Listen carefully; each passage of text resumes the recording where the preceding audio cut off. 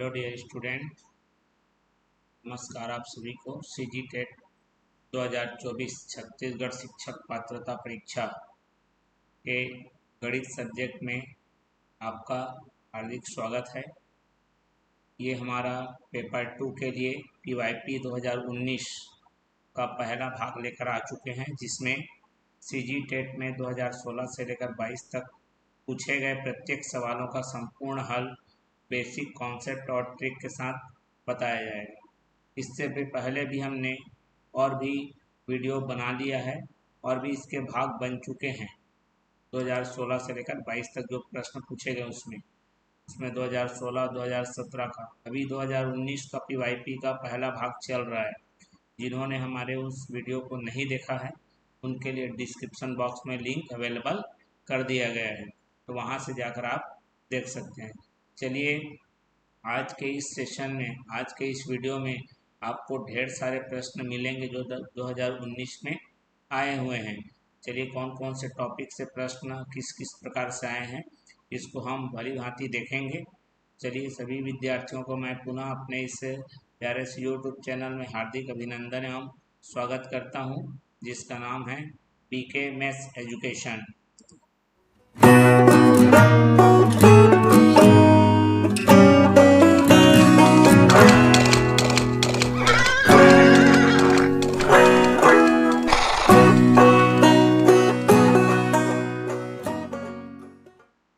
तो जैसा कि मैं बता चुका हूँ, यहाँ पर हम लोग सीजी टेट 2024 के लिए ठीक गणित का सब्जेक्ट का जो पेपर हुआ था 2019 में उसको सॉल्व करने वाले हैं। देखते हैं एक एक करके सारे प्रश्नों को हम ध्यानपूर्वक देखेंगे। चलिए, सबसे पहले जो क्वेश्चन आया आपका अनुपात समानुपात से है। इसमें बोला गया है कि विद्यालय के 3 कक्षाओं के छात्रों की संख्याओं का अनुपात 4:5:6 है। यदि इन कक्षाओं में छात्रों की संख्या में वृद्धि क्रमशः 25%, 20% और 25% हो जाता है, तब छात्रों की संख्याओं का अनुपात ज्ञात हो जाएगा। तो चलिए, जबरदस्त ये अनुपात समानुपात का प्रश्न है। देखिए, हमारे पास यहाँ एक विद्यालय है जिसमें 3 कक्षा हैं। चलिए, पहला ले लेता हूँ, दूसरा और एकदम तीसरा। यहाँ पर हमको एकदम लगता है यार कौन सा फार्मूला जनरेट करें, कौन सा फार्मूला लगाएं। बिल्कुल नहीं, इत्मीनान से आप प्रश्न को समझिए, बेसिक कॉन्सेप्ट को समझिए, आपका प्रश्न आसानी से बन जाए। क्लियर हो गया? चलिए, आपको जो दिया है पहली कक्षा, दूसरी कक्षा और तीसरी, 3 कक्षा, पहली दूसरी तीसरी नहीं, 3 कक्षा का पहला दूसरा और तीसरा कोई भी हो सकता है। अनुपात ले लीजिए, 4:5:6 दे दिया है। प्रश्न को इत्मीनान से पढ़िए, एक एक लाइन पढ़िए, बिल्कुल आसानी से बनेगा, कोई बड़ा चीज़ नहीं है। मैं आपको हमेशा कई वीडियोस में बता चुका हूँ कि कभी भी आपको अनुपात में दिया रहेगा, उसको संख्या रूपी में अगर दर्शाना है, संख्यात्मक मान में, तो एक निश्चित राशि गुणा कर लेना पड़ता है। तो ये हो जाएगा मेरा 4x, अनुपात हट जाएगा 5x और ये 6x। अब ये संख्या में परिवर्तित हो गई। ठीक है, अब प्रश्न क्या कह रहा है? वृद्धि कर रहा है। ठीक है, प्रश्न में बोल रहा है कि वृद्धि हो जाती है, तो वृद्धि कितने प्रतिशत की होती है? 25%। प्रतिशत और अनुपात दोनों का ये मिक्सिंग प्रश्न है। ठीक है, 25% का मतलब होता है 100 में 25 बढ़ जाना। ठीक है, मतलब 100 में 25 बढ़ गया। ठीक, क्लियर हो गया? मतलब अब वो 125% हो गया वृद्धि होने के पश्चात। ठीक है, तो जो भी मेरा पहले था 4x, उसका 25% बढ़ गया, मतलब 125%। बात समझ में आ गई? फिर वैसी जो भी था मेरा 5x, उसका कितना हो गया? 20%, माने 120%। और उसी प्रकार जो भी मेरे पास पहले से मौजूद था 6x, उसका कितना प्रतिशत? फिर 25%, माने अब 125% बढ़कर हो गई है वृद्धि होके। का मतलब होता है गुणा, जहां आप का मतलब है गुणा। अब इनका नया अनुपात निकालना है, तो चलिए 4x गुणित 125 बटे में क्या कर लेंगे? 100। अनुपात डाल दीजिए, 5x गुणित 120 प्रतिशत का मतलब बटे में 100। ठीक है, अब यहाँ पर मेरा 6x का मतलब गुणित 125 बटे में कितना आ गया? 100। अब ऐसा अनुपात 3 ठो है, तीनों में जो एक साथ रहेगा वो कट जाएगा। नीचे सबके पास 100 है, कट गया। ऊपर सबके पास x है, वो भी क्या हो गया, कट गया। जो जो कटेगा कटा लेना है, ठीक, नहीं तो उसको रहने देना है। ठीक है, बात समझ में आ गई। चलिए अब बिल्कुल कटा के देखते हैं। यहाँ पर देख लो कितना आ रहा है, यहाँ पर 4, 4 नहीं, 2 दूने 4 हो गया। 2 का कितने बार में, 60 बार में। 2 का कितने बार में, 3 बार में। सबके पास 5 है, 5 का 25 बार में, 5 का कितना 12 बार में, और 5 का 25 बार में। और कुछ कटने वाला है क्या? मुझे तो दिखाई नहीं दे रहा है कि कुछ कट जाए यहाँ पर। ठीक है, फिर भी हाँ बिल्कुल 5 और है, तो 5 पचे 25, 5 एकम 5 और 5 पचे 25। चलिए 2 बचा, 5 बचा, 2 पंचे कितना हो गया, 10 अनुपात 12, और एक कम कितना हो गया, 12 अनुपात 3 पंचे कितना हो गया, 15। तो इस तरह से हमारा जो वृद्धि होने के पश्चात नया अनुपात है 10 अनुपात 12 अनुपात 15। ऐसा है क्या कहीं पे? अगर है तो लगा लेते हैं हमारा। और कुछ बचा तो नहीं है, जरा देख लीजिए। देख लो, 3 पंचे 15 हो गया, 12 हो गया, और 5 दूना कितना हो गया, 10 हो गया। तो 10 12 15 तो कहीं पे ऑप्शन नहीं दिख रहा है। कितना कितना दिया है, 4 5 6 दिया था, है ना। 25% 125 हो गया। ठीक है, चलिए 5x का 120%, इसको सीधा सीधा ऐसा गुणा अगर कर दें तो ये हो जाएगा 4 गुणित 125 कितना हो जाएगा, सीधा सीधा ये हो जाएगा 500x। ठीक है, और ये हो जाएगा 12 पंचे 60, मतलब 600x। और ये कितना हो जाएगा, प्रतिशत सबके पास है, काट दो। और 25 छक्का 150 होता है, और ये 750x हो जाएगा। ठीक है, सबके पास 0 है, काट दीजिए। सबके पास x है, काट दीजिए। ठीक है, अब यहाँ पर ये 5 से कटने लायक है। 5 दहम 5 12, और 5 का कितने बार में, 15 बार में। इतना ही आंसर ये आ रहा है। और तो कुछ कटने के बिल्कुल कगार पे नहीं है। 10 12 15 कहीं भी ऑप्शन में नहीं दिख रहा है। हमने 10 12 15 ऑप्शन में कंफर्म कर लिया, इसका मतलब हमारा जो ऑप्शन है उसमें बिल्कुल गलती है। ठीक है, इसमें बोनस मार्क जरूर मिला होगा। क्लियर हो गया बात? ये बनेगा ऐसे ही, हमने 2 मेथड बना लिए, दोनों में सेम आ गया। ठीक, कोई दिक्कत नहीं है। और यदि कुछ त्रुटि है या फिर लग रहा है तो आप कमेंट कर सकते हैं। ठीक है, चलिए फिलहाल ये देख लीजिए, 2018 में कच्चे माल का कुल निर्यात कितना था, 3,60,000 टन है। कच्चे मालों में एसटीपी का योग, एसटीपी कहाँ है, एसटीपी उसका योग और क्यूआर का योग। देखो, इसको देने का कोई मतलब नहीं है। अब पूछिए मतलब क्यों नहीं है? क्योंकि देखो, अगर पूरा एक बार घूमोगे तो टोटल कितने का कोण बनता है, 360 का बनता है। हमको अनुपात निकालना है, एस धन टी धन पी, इसका अनुपात निकालना है किसके साथ, क्यू और आर के साथ। ठीक है, तो ये देखो, कोण को देख के आप बता सकते हो। कोण आर और क्यू के पास 120 और 90, 120 और 90 कितना हो गया, 210।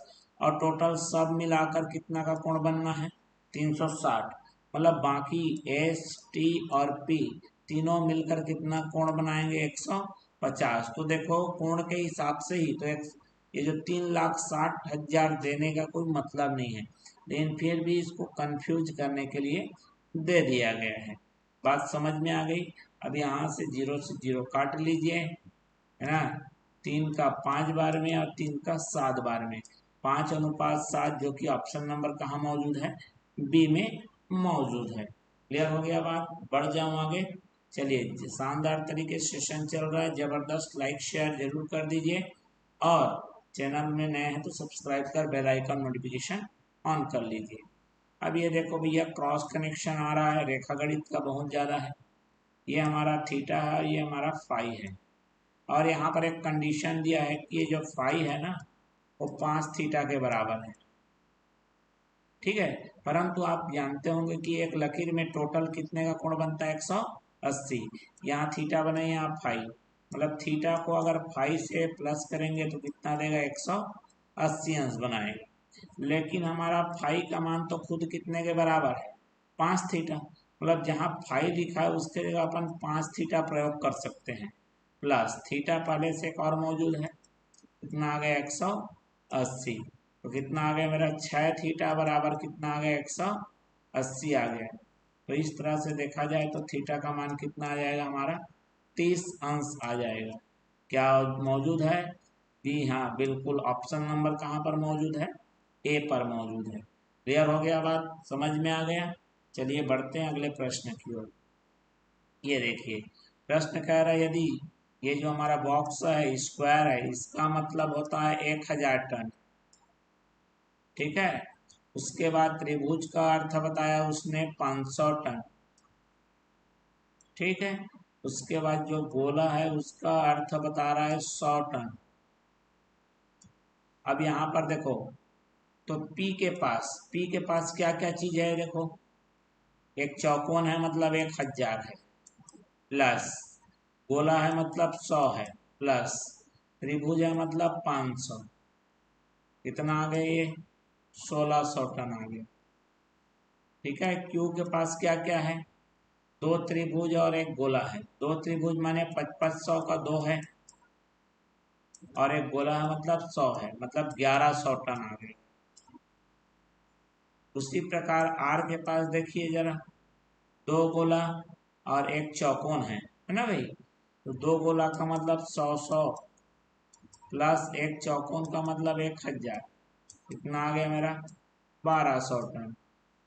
अब एस के पास जरा देखेंगे, दो गोला एक त्रिभुज, दो गोला मतलब 100 और एक त्रिभुज का मतलब 500। तो 5 और 2 कितना हो गया, 700 टन। क्या पूछा है, तब किस फसल का उत्पादन सबसे कम है। तो भैया यहाँ पर सबसे कम फसल का जो उत्पादन है ना, वह है हमारा एस के पास। ऑप्शन नंबर कहाँ मिलेगा, डी में मौजूद है। बिल्कुल स्पष्ट हो गया। बढ़ते हैं अगले प्रश्न की ओर। हमारा अगला प्रश्न क्या कह रहा है जरा देखो, एक समांतर चतुर्भुज का आधार, समांतर चतुर्भुज किस प्रकार का रहता है, ठीक है, इसको बोलते हैं आधार।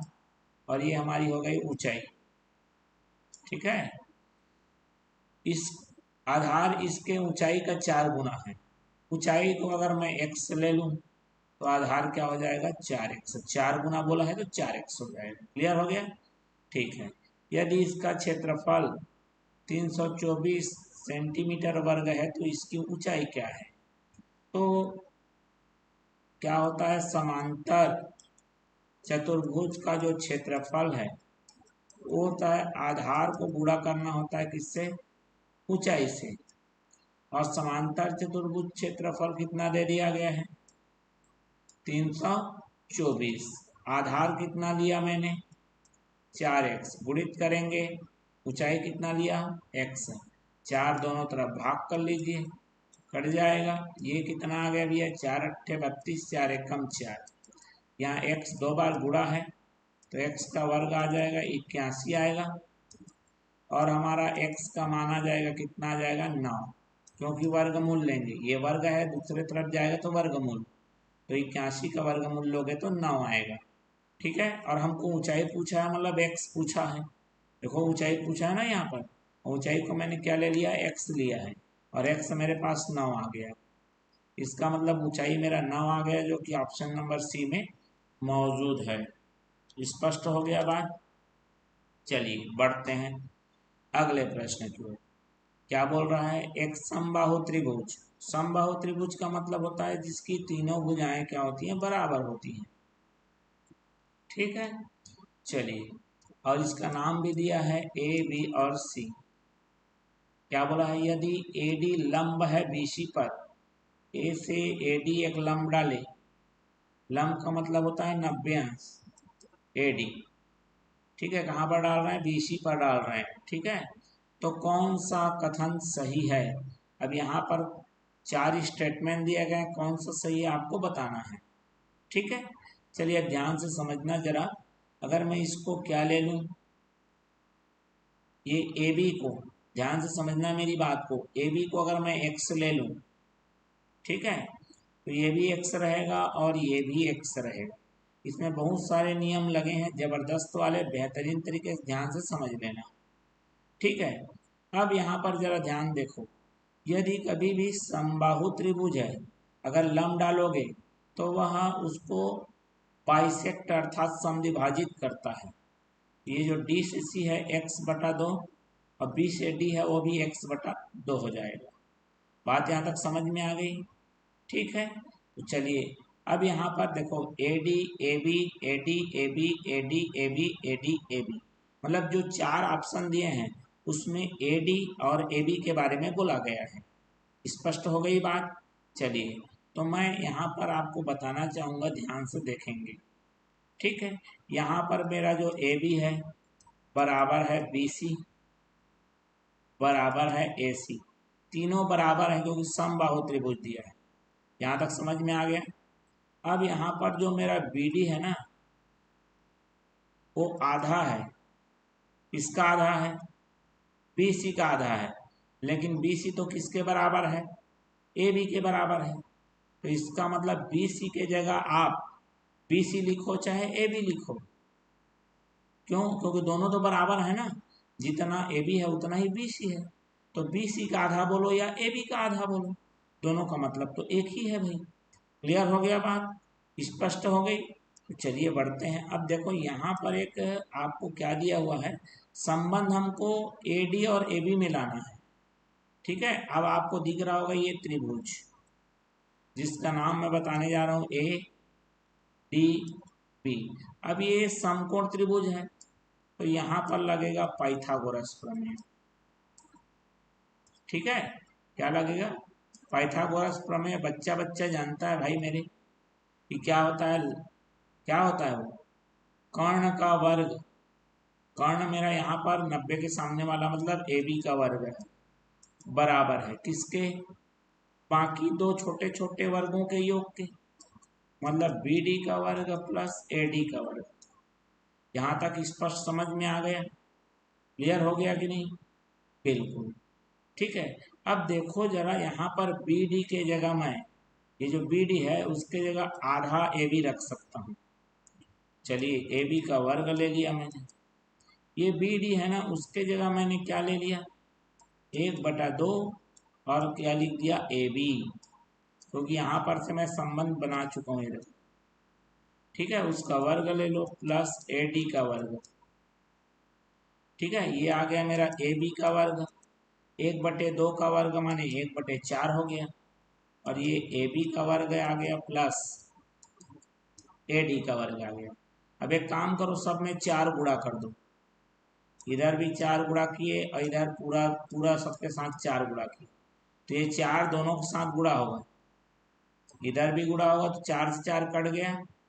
तो ये अब यहाँ से मैं लिखता हूँ इधर 4 ए बी का वर्ग बराबर, ये 4 से 4 कटेगा क्योंकि गुणा दोनों के साथ है, तो यहाँ पर बचेगा आपका ए बी का वर्ग प्लस ये 4 और ए डी के वर्ग के साथ गुणा होगा तो 4 ए डी का वर्ग आ गया।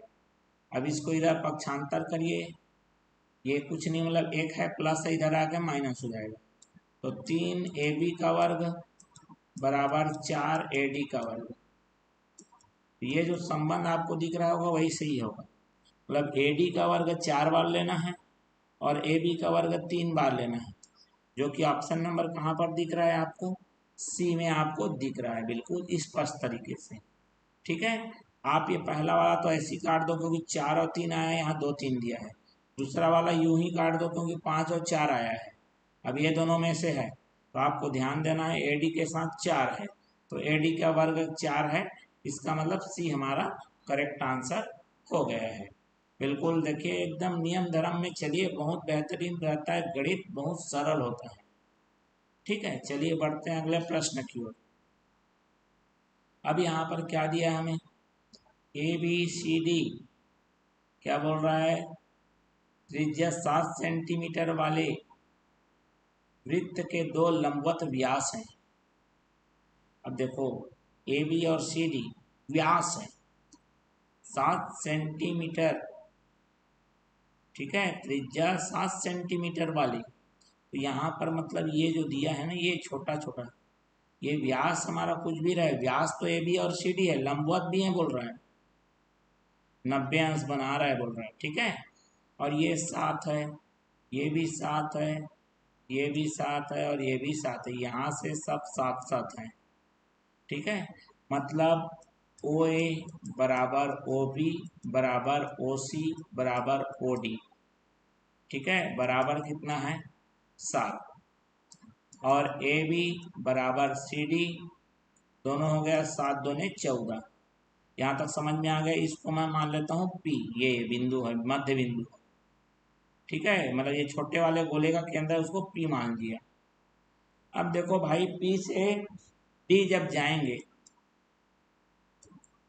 ये छोटे गोले की त्रिज्या हो गई, मानिए 7 का क्या हो जाएगा, आधा हो जाएगा।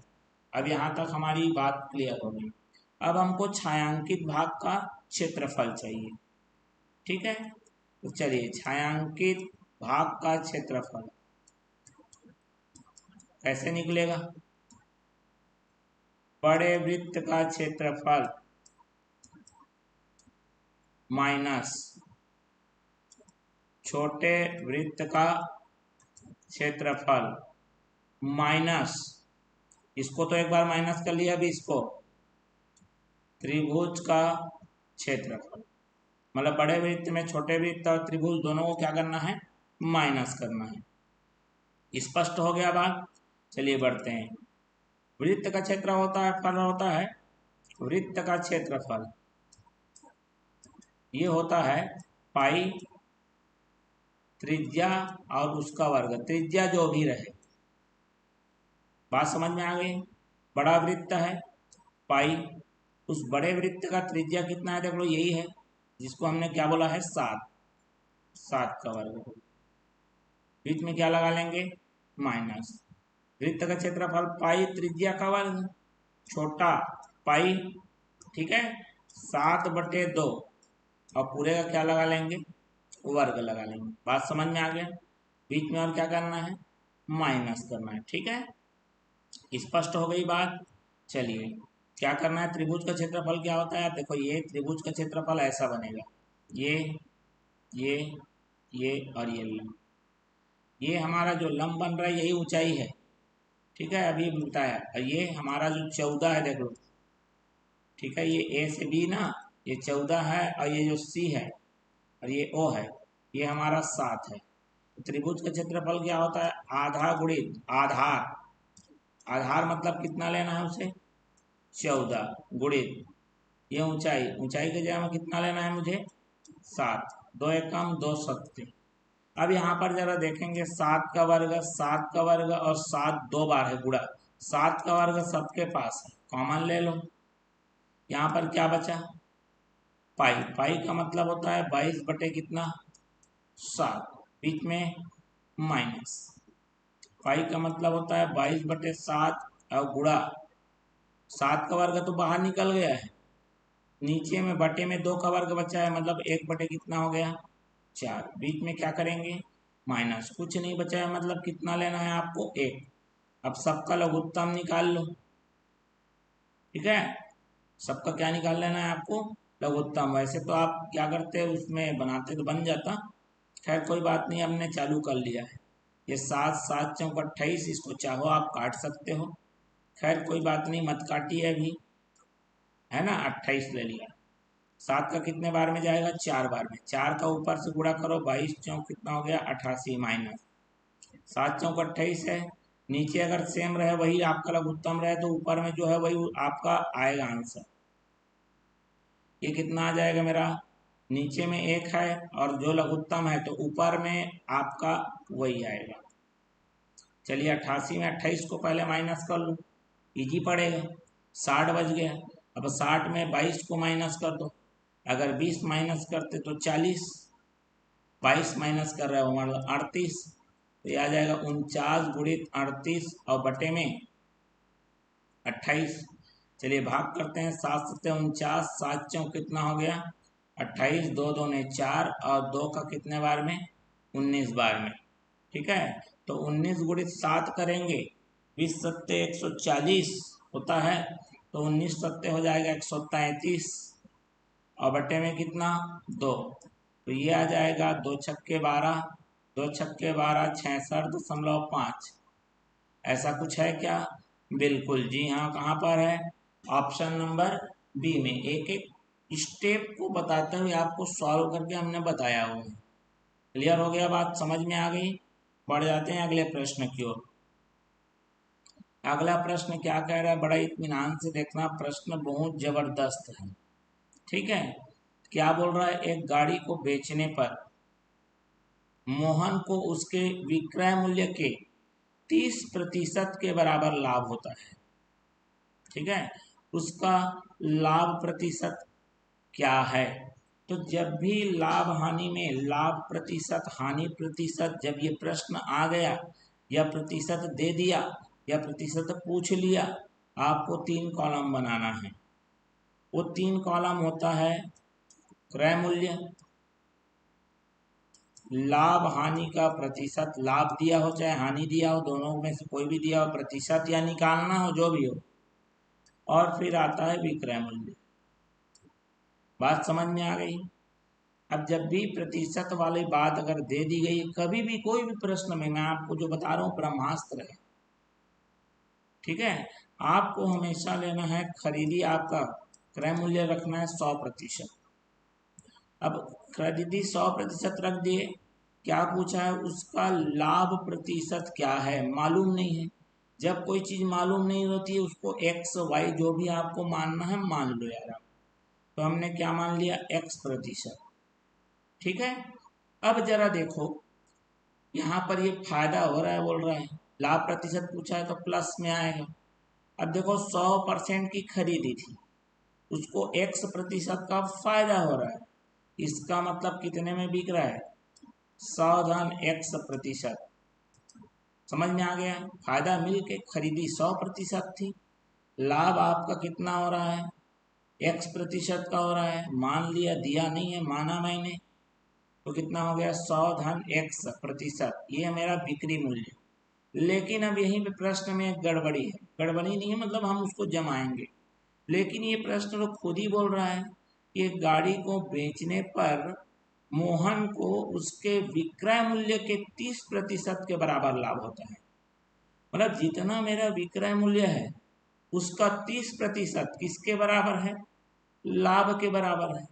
मतलब प्रश्न जो कह रहा है वो कह, उसके हिसाब से देखा जाए तो जो मेरा लाभ प्रतिशत है, हमारा जो भी विक्रय मूल्य है उसका कितना प्रतिशत है, बोल रहा है 30%। मैंने जो बोला था उसको लिख दिया भाई, कि विक्रय मूल्य का कितना लेना है, 30%, किसके बराबर बोल रहा है, लाभ बराबर लाभ होता है, मतलब उसको लाभ के बराबर लेना है। दोनों तरफ प्रतिशत कट जाएगा, जैसा भी बताया मैंने। का मतलब गुणा होता है, प्रतिशत का मतलब होता है बटे में 100। बस कर दीजिए, रख दीजिए बात को, तो ये आ गया मेरा x बराबर 100 धन x%, के जगह में लिख लिए बटे में 100, गुणित में रख दीजिए 30, का मतलब गुणित 0 0 क्या हो गया, कैंसल हो गया। ठीक है, यहाँ ब्रैकेट बिल्कुल लगाना मत भूलना, क्योंकि ये दोनों एक साथ है, ये जो 3 का गुणा है दोनों के साथ होगा। चलिए 10 को इधर गुणा कर लीजिए, कितना आ गया मेरा 10x बराबर, ये आ जाएगा मेरा 300 धन 3x, x को पक्षांतर करिए, कितना आ गया मेरा 7x बराबर 300, और इसी प्रकार x का मान आ जाएगा 300 बटे में कितना 7। देखिए कितनी आसानी से जो प्रश्न आपको बोल रहा है उसको आप फिर आप फार्मूला सोचेंगे, ये सोचेंगे, फिर दिक्कत होती है। जो प्रश्न गणित के कुछ कुछ चीजें हैं उनको आपको कनेक्शन करना आना चाहिए। समझ रहे हैं बात को? कनेक्शन जब तक करना नहीं आएगा ना, आप कितने भी पढ़ लो उसका कोई अर्थ नहीं है। ठीक है, बहुत ही साधारण भाषा में समझना है, जो शब्दों में बोला बयां किया गया है उसको आपको गणितीय रूप में क्या होना है, प्रदर्शित करना अगर आ गया तो दुनिया का कोई भी प्रश्न आप पहली बार भी देखोगे तो आपसे बनेगा, ये गारंटी है। रटने में मत जाओ भैया, ठीक है, 7 चौका 28, 2 बज गया, 7 दूने 14, 6 बज गया। तो x का मान आ गया आपका 42 सही 6/7%, जो कि ऑप्शन नंबर ए में मौजूद है। कितनी सटीकता और आसानी से बन गया। आप इसमें फार्मूला लगाने की कोशिश करोगे, नहीं आएगा, वो बहुत दिक्कत पैदा करेगा, क्योंकि इसके लिए तो प्रॉपर कोई फार्मूला बना नहीं है, समझ रहे बात को, और ट्रिक बना नहीं है। ट्रिक मतलब एक पर्टिकुलर क्वेश्चन में ही काम आता है। स्पष्ट हो गई बात। इसीलिए मैं बोलता हूँ, हमेशा बोलता हूँ, व्याकरण के जो एग्जाम्स हैं उसमें आप बेसिक पढ़िए। बेसिक पढ़ेंगे कोई भी आपका प्रश्न बिल्कुल नहीं छूटेगा। चलिए इसको जरा देख लीजिए, बंदा क्या कहना चाह रहा है ना। ये बंदा कह रहा है हमें कि यदि समान त्रिज्या वाले एक गोले एवं एक लंबवृत्तीय बेलन की ऊंचाइयां 2:1 हैं। अब ये जबरदस्त प्रश्न क्यों है, मैं आपको समझाना चाहता हूँ। ये जबरदस्त प्रश्न इसलिए है क्योंकि एक बार बोल रहा है गोला और एक बार बोल रहा है बेलन। समझ रहे हैं बात को, ध्यान से सुनिएगा प्रश्न को, आदमी बड़ा कंफ्यूज रहेगा। भाई चलो इसकी तो ऊंचाई ठीक ठाक है, इसकी तो चलो मान लेते हैं ऊंचाई होगी, लेकिन यहाँ पर बोला है गोले और बेलन की ऊंचाई, तो गोले की ऊंचाई क्या है। तो आप गोले की ऊंचाई मैं बताता हूँ, ये जो यहाँ से लेकर यहाँ तक है, जिसको हम व्यास कहते हैं ना, उसी को गोले की ऊंचाई मान लेना है। समझ में आया कि नहीं आया। चलिए तो इसकी त्रिज्या को पहले r रख देता हूँ, तो इसको भी त्रिज्या r लेना पड़ेगा, क्योंकि दोनों बोला है यदि समान त्रिज्या वाले, त्रिज्या दोनों के बराबर रखनी पड़ेगी। ठीक है, अब आपको पता होना चाहिए कि ये जो व्यास है त्रिज्या का डबल होता है। त्रिज्या का डबल मतलब यहाँ से लेकर यहाँ तक जो ऊंचाई जिसकी बात कर रहा था गोले की, वो आ गई आपकी 2r, क्योंकि r नीचे r ऊपर और टोटल हो गया 2r। यहाँ तक स्पष्ट समझ में आ गया। ये हो गया मेरा गोले का ऊंचाई, लिख देता हूँ ताकि समझ में आए आसानी से। ठीक है, क्योंकि गोले की ऊंचाई होती नहीं है ना, गोले की तो केवल त्रिज्या होती है, फिर कंफ्यूज हो गई। इसीलिए गोले की ऊंचाई मतलब व्यास की बात कर रहे हैं। इसकी ऊंचाई को मैं मान लेता हूं h। ठीक है, क्योंकि दिया नहीं गया इसलिए इसकी ऊंचाई होती है, और इसकी ऊंचाई को मैंने मान लिया h। अब बोल रहा है गोले की ऊंचाई मतलब 2r और बेलन की ऊंचाई मतलब h, दोनों का अनुपात दे दिया है आपको। कितना दिया है, 2:1। आप हड़बड़ा पहले जाते हैं, दिक्कत यही है। इत्मीनान से बनाइए, हर प्रश्न बनेगा मेरी गारंटी। ठीक है, 2 से तो कट जाएगा। अब आएगा r/h में कुछ नहीं बचा, 1:1 बचा। जब भी कोई अनुपात 1:1 है, मतलब उसके जो लेफ्ट वाली संख्या है वो दोनों बराबर में है, ये बात समझ लीजिए। स्पष्ट हो गई। अब यहाँ पर बोला है उनके संपूर्ण पृष्ठों का अनुपात होगा। तो गोले का संपूर्ण पृष्ठ क्या बोला है, गोले का संपूर्ण पृष्ठ, और आपको निकालना है अनुपात उसका, इसके साथ बेलन का संपूर्ण पृष्ठ। इन दोनों का अनुपात निकालना मतलब बटा करना है। गोले का संपूर्ण पृष्ठ होता है 4 पाई r का वर्ग, जो कि हमने त्रिज्या लिया है, त्रिज्या का वर्ग माने r का वर्ग। ठीक है, बेलन का संपूर्ण पृष्ठ क्या होता है, 2 पाई r धन h। ठीक, बात समझ में आ गई।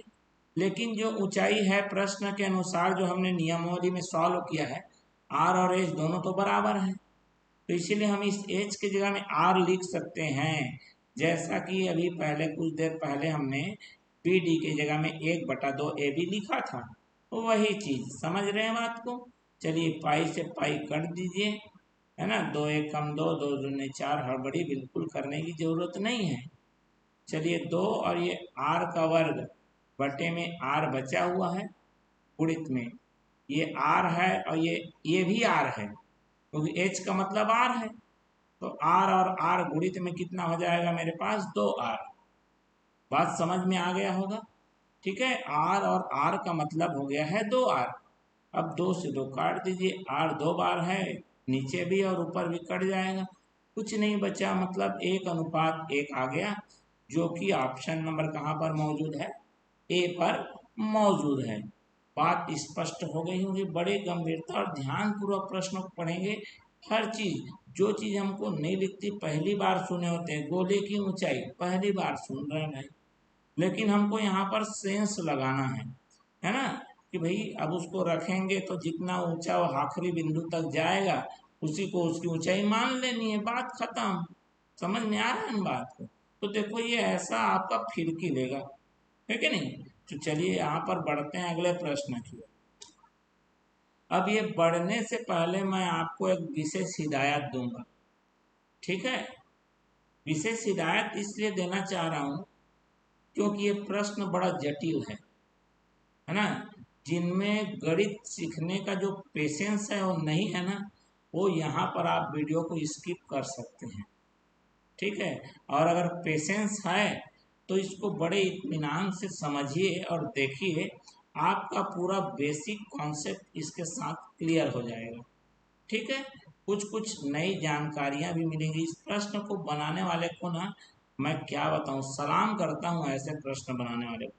जबरदस्त तरीके का प्रश्न बनाया उस बंदे, मतलब जो दिया है, छांटा है प्रश्न, उनको बहुत बहुत कोटि सा धन्यवाद कि हमारे इस छत्तीसगढ़ व्यापम में इतने जबरदस्त प्रश्न आप भर कर देते हैं, है ना।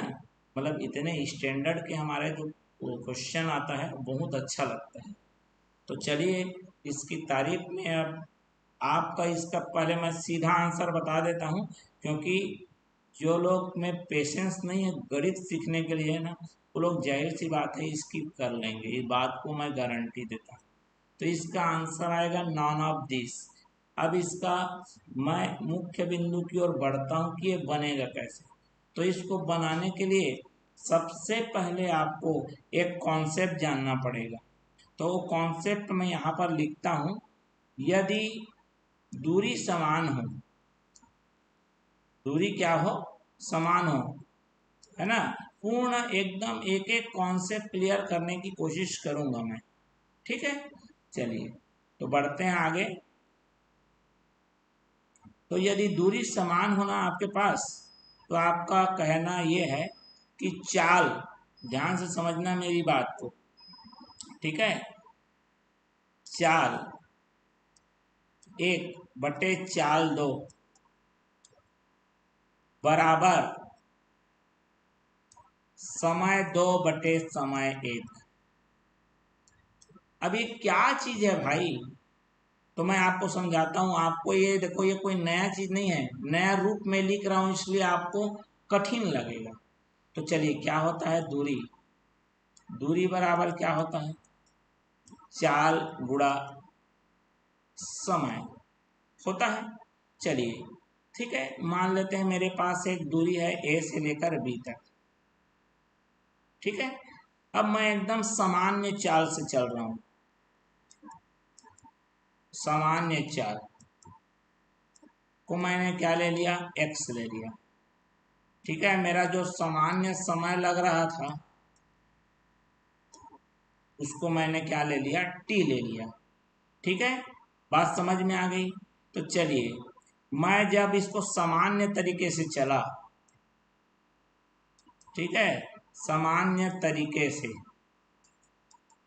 जब इसको चल रहा हूं तो मेरी दूरी क्या आएगी, चाल गुणित समय, मतलब एक्स गुणित कितना आ जाएगा, टी। बात स्पष्ट हो गई कि नहीं। चलिए आगे बढ़ जाऊं मैं, बिल्कुल आगे बढ़ने का समय आ गया है। ठीक है, आगे बढ़ जाऊं। चलिए अब देखो, अब मैं लेट चलूं चाहे जल्दी चलूं, चाहे कम स्पीड से चलूं चाहे तेज स्पीड से चलूं, मेरा दूरी तो नहीं बदलेगा मेरे भाई। बदलेगा क्या, मतलब अब देखते हैं यहाँ पर, इसको यहाँ पर प्रश्न को पढ़ता हूँ, आपने उतना में प्रश्न पढ़ लिया होगा। ठीक है, 6 मिनट कम लगता है 4 किलोमीटर प्रति घंटा तेज चलता है तो, माने वो 4 घंटा दूरी तो वही रहेगी, दूरी वही रहेगी भाई मेरे। चार क्या हो रहा है, ये 4 किलोमीटर प्रति घंटा तेज चलता है। जो स्पीड मैंने एक्स मानी थी, अब इसमें 4 किलोमीटर ये तेज चल रहा है। क्या लगता है, बोल रहा है 6 मिनट का समय कम लगता है। मतलब जितना समय लग रहा था उससे कम लगेगा। कितना? 6 मिनट। 6 मिनट माने कितना घंटा? 6/60 घंटा। तो ये भी वही दूरी है। देखो ये नया चाल आ गया, नया समय आ गया। चाल गुणित समय करोगे तो वही दूरी तो वही निकलेगी। तो अब क्या करें, दोनों को क्या कर लेते हैं, बराबर करना पड़ेगा कि नहीं पड़ेगा। तो इसका मतलब एक्स टी जो पहले जो दूरी था सामान्य तरीके से, और अभी जो नई दूरी आई है, दोनों बराबर है। मतलब x-4 गुणित में आएगा t-6/60। ठीक है, इसको जब आप खोलेंगे तो आपको मिलेगा एक्स टी, ठीक है, प्लस कितना आ गया, प्लस के जगह में आएगा माइनस आएगा। एक एक करके ध्यान से बिल्कुल इत्मीनान से करना है। मैं आपको एक एक चीज को समझाना चाह रहा हूँ, नहीं तो फार्मूला डायरेक्ट लिखूंगा आपको समझ में नहीं आएगा। ठीक है, 6x कितना आ गया मेरा, 60 आ गया। स्पष्ट हो गया। 6x कितना आ गया भैया, 60 आ गया। अब क्या करना है अपन को, 4 का वैसे ही दोनों के साथ फिर गुणा करना। ठीक है, किसका गुणा करना है आपको, 4 का गुणा करना है। देखो थोड़ा सा ये कठिन तो नहीं है, सरल है ना, लेकिन थोड़ा सा लंबा है। चलिए, प्लस में कितना आ गया मेरा, 4t, माइनस 6×4 कितना हो गया, 24 कितना हो गया मेरा, 60। ये दोनों के साथ हो गया। अब एक्स टी दोनों तरफ है, कट जाएगा। ये माइनस वाला इधर आके प्लस बन जाएगा। और मैं इसको लिख लेता हूँ इत्मीनान से। ठीक है, कितने लिख दूं इसको, यहाँ पर देखो 6x/60। क्लियर हो गया। ये इधर आ गया ना भाई, माइनस प्लस हो गया। प्लस इधर आके क्या हो जाएगा, माइनस। कितना आ गया मेरा, 4t बराबर ऋण 24 कितना आ गया, 60। इसको ले लीजिए समीकरण 1। ठीक है, अब हमारा एक और लेते हैं, ऐसी एक और बनेगा। ठीक है, चलिए बना लेते हैं। मतलब मेरे को दूरी वही एक्स टी है, पहले सामान्य तरीके से चल रहा था वही दूरी। ठीक है, इतना समझाया हूं, समझ में आ गया होगा। अब दूसरे बार में क्या होता है, 8 मिनट ज्यादा लेता है। क्यों 8 मिनट ज्यादा लेता है, क्योंकि 6 किलोमीटर प्रति घंटा धीरे चलता है। ठीक, मतलब x-6 और 8 मिनट माने t प्लस समय ज्यादा हुआ ना, 8 मिनट ज्यादा लेता है। तो 8 बटे क्या करेंगे, 60। ये बटे 60 इसलिए कर रहा हूँ क्योंकि समय घंटे में लिया मैंने। चलिए एक्स टी बराबर क्या हो जाएगा, देखो एक्स टी आ गया, फिर कितना आ गया, प्लस 8x बटे में कितना आ गया, 60, माइनस 6t और माइनस में 8 जगह कितना हो गया, 48/60। चलिए थोड़ा सा ये दिक्कत है, फिर ये इधर आ जाएगा। ठीक है, कोई दिक्कत नहीं है, माइनस है नहीं, ये माइनस इसको इधर लाता हूँ, बस इसको ला रहा हूँ मैं, ये अपने जगह में है। तो एक साइड में इसको रखना है तो रख देता हूँ मैं, 8x/60।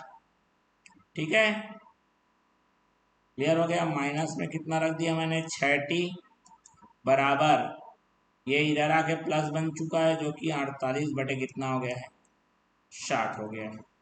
ठीक है, अगर कुछ कट रहा होगा तो आप कटा सकते हैं, लेकिन मत कटाइए। अब इतना कर दिए हैं तो मत कटाइए। इसको रखिए इक्वेशन नंबर 2।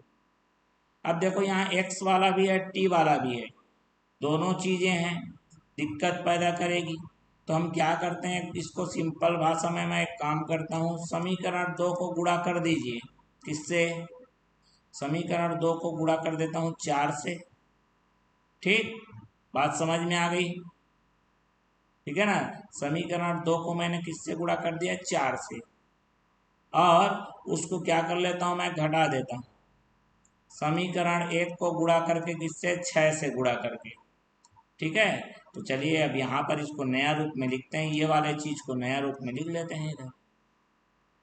समीकरण 2 को 4 से गुणा करना है, तो सब 4 से गुणा होंगे। तो 4×8 कितना हो गया भैया, 32x बटे में कितना आ गया मेरा, 60, माइनस 4×6 कितना आ गया मेरा, 24t। ठीक है, बराबर में 4 से गुणा करना है। ठीक है, 4 चौक कितना हो गया मेरा 16, 192 आ गया। 192 बटे कितना हो गया 60 हो गया। इसको माइनस करना है किसके साथ, ये देखो ये समीकरण एक में कितने गुणा हो रहा है 6, 6 छक्का कितना हो गया मेरा 36x बटे में कितना आ गया 60 माइनस 6 चौक कितना हो गया 24t बराबर कितना, इसको जब 6 से गुणा करेंगे तो कितना आ जाएगा मेरा -144 और बटे में कितना 60 आ गया।